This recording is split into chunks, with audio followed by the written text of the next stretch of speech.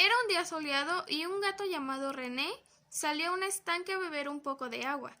El estanque estaba tan limpio y el agua tan clara que se reflejaban las cosas como si fuera un gran espejo. ¡Qué deliciosa y fresca está el agua! Para este calor que hace, debería ser un túnel para que toda esta agua llegue hasta un lugar más cercano a mi casa, ya que aquí me queda muy lejos. El gato sigue bebiendo agua, pero de repente logra ver que alguien más ha llegado a tomar un poco. ¿Pero qué es esta cosa? Parece que es una ardilla, pero con las orejas al triple. El conejo llamado Rap, sorprendido por la expresión del gato, dejó de beber agua para responder muy amablemente. Soy un conejo y me llamo Rap. ¿Nunca habías visto alguno en tus 7 vidas? ¿Un conejo? Yo estoy seguro de que eres una ardilla común, pero con orejas grandes como las de Dumbo.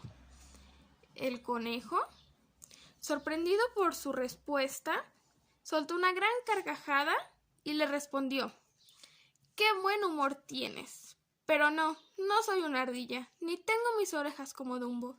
Así son las orejas de los conejos, grandes para escuchar mejor como el lobo, un gran olfato como los perros, y también tenemos una habilidad que ustedes los gatos poseen.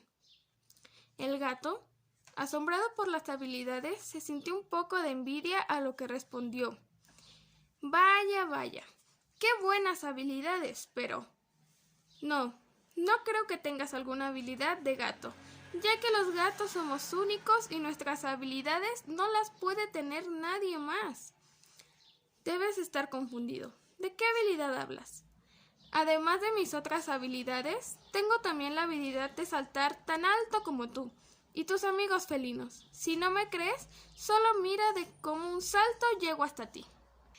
El conejo Rap pegó un salto tan alto que llegó hasta donde estaba el gato.